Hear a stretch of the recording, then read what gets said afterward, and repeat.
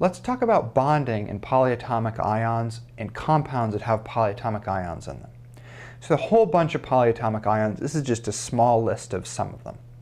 But they all share one thing in common, and that's that they all are a bunch of atoms connected together in a clump, and that clump then has a charge. Okay, that's what a polyatomic ion is. Let's take nitrate here, NO3, 1-. And we can draw the atoms in nitrate like this, 1 nitrogen and 3 oxygens. And this whole thing is surrounded by brackets because it has a charge of 1-. So nitrogen and these 3 oxygens, they're a clump together, okay? But what's holding the oxygens together with a nitrogen, right? What's the glue that connects these atoms together? It is actually covalent bonds that are attaching the oxygens together with the nitrogen. So there is a covalent bond here, a covalent bond here, and a covalent bond here, keeping this clump of atoms together. So this is a little bit tricky because it means that in a compound like sodium nitrate, there are 2 types of bonding going on, okay? There's ionic bonding, because opposite charges are attracting, okay? Because Na can take a charge of 1+, and NO3, as you can see right from the list here, has a charge of 1-, okay? So the Na and the NO3 are stuck together because of ionic bonds. Here, let me show you what I mean. So here's the Na+, and here's the NO3 1-, and these guys want to stick together because they have opposite charges. So it's an ionic bond here that's holding this whole clump together with this ion Na+ here, okay? Ionic bond, that's what I'm referring to here, is the attraction between these 2 things. So there are ionic bonds holding the positive thing together with a negative thing, but then there are covalent bonds that are holding all of the atoms together in this clump of atoms that's nitrate, okay? So an ionic compound with polyatomic ions in it has both ionic bonds and covalent bonds, okay? Now I want to address another question. I want to explain why polyatomic ions have a charge, okay? Now this has to do with covalent bonding, Lewis structures, electron dot diagrams, and some similar things, valence electrons, for example. If you don't know a lot about these already, no big deal. You can turn the video off and maybe you can watch it later when you do understand these things. But if you already have a background in this kind of stuff, you might be interested in how these clumps of atoms actually get a charge in the first place, okay? So, as I said, it's all about covalent bonding, for holding the atoms together in these polyatomic compounds. I mean, for holding them together in these polyatomic clumps, okay? So let's take an example and see how the covalent bonding, holding them together, causes them to have a charge. Let's say that an oxygen atom wants to come together with 1 hydrogen atom. I want to look at how the covalent bonding is going to work, so I'm going to want to draw a Lewis structure. Okay?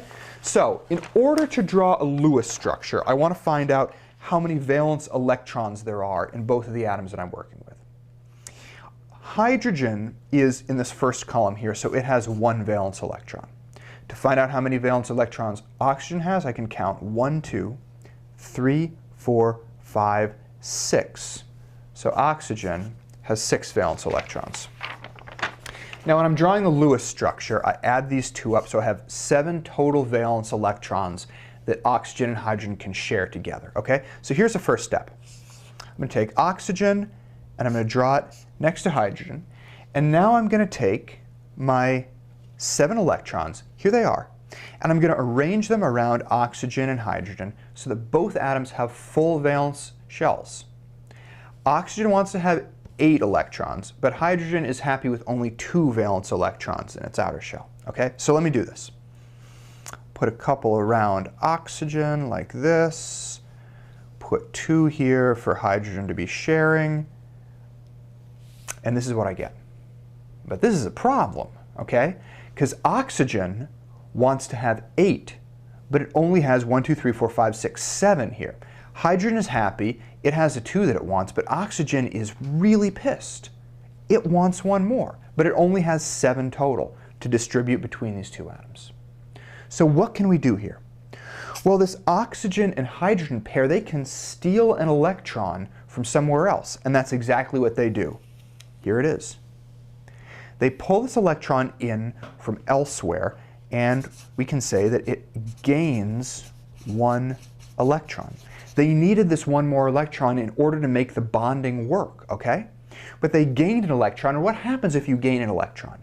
You get a negative charge. So by pulling in this 1 extra electron to make the bonding work, now this clump of atoms, the oxygen and the hydrogen that are covalently bonded together, now they have a charge, okay? We can convert this electron dot diagram into a proper covalent bonding diagram here, where I replace the shared pair with a line, okay, that means they're sharing 2 electrons. And then I put these dots for unshared pairs around the oxygen. And now I put the whole thing in brackets with a minus. This is what it looks like. And this is a polyatomic ion, okay? We call this hydroxide, and its formula is OH1-. Just once again, it's an O covalently bonded to an H, but in order for this covalent bond to work out, in order for both atoms to be happy, they had to grab an additional electron from the environment, and in gaining that extra electron to make everything work, the whole clump got a 1- charge. Let me show you another example. Let's say that 1 nitrogen is going to come together with 4 hydrogens. Let's do the math to figure out how we're going to draw the Lewis structure. Hydrogen is in this first column, so 1, 1, 1, 1. Each one of these hydrogens has 1 valence electron to donate. 1, 2, 3, 4, 5. Nitrogen is in this 5th column here, so it has 5 valence electrons. Now I want to find out the total number that we have. 5 plus 1 plus 1 plus 1 plus 1. I lost count of how many I was doing. 9 total electrons. Okay, let's draw the dot structure for this. Nitrogen is, I only have 1 nitrogen, so chances are very high that it's going to be the middle atom. I'm going to put that in the middle, and then I'm going to arrange the hydrogens around it. Okay, so now I have 9 electrons to distribute between these atoms so that they're all happy. Nitrogen is going to have 8 electrons in its outer valence shell, and hydrogen, it's happy with 2. Okay, so let's do that. We've got 9 electrons to distribute to make all of these atoms happy here. And if I put an electron between 2 atoms, it means that those 2 atoms are sharing the electrons and that a covalent bond is formed between them. So here's what we have. We have 8 electrons distributed around nitrogen. Each of the hydrogens are sharing 2 electrons with nitrogen. So everything's happy. But I have an additional electron. Because you add up all the valence electrons, you get 9. So here's the 9th electron. But these guys, the nitrogen and the hydrogen, they're like, we're already happy, right? We have everything that we need. Nitrogen has 8, each of the hydrogens have 2. They're like, what's the deal here? We don't know what to do with you. What are we going to do with this 9th electron? They chuck it out. They throw it away. So they take this 9th electron, and in order, for all of them to be happy, they're like, get out of here. And they throw it away, okay?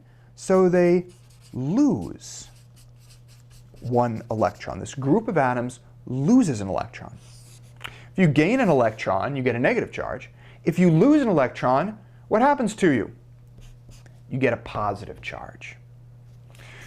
So this whole thing has just become a polyatomic ion because it's a clump of atoms covalently bonded together that has a charge.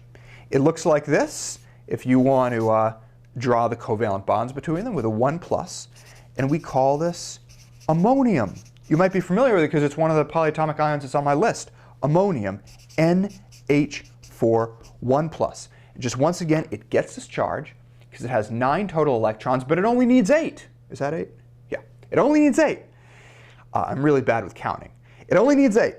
And so it needs to get rid of that 9th electron, and in doing so, it loses it, and it gets a positive charge. So there are all these polyatomic ions that we've talked about. As I keep saying, just a small number of them are on my list here.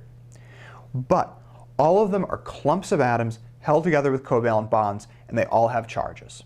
And as you've just learned, the reason why they have charges is because in order to make the covalent bonds work between these atoms, they either have to gain electrons or they have to lose electrons.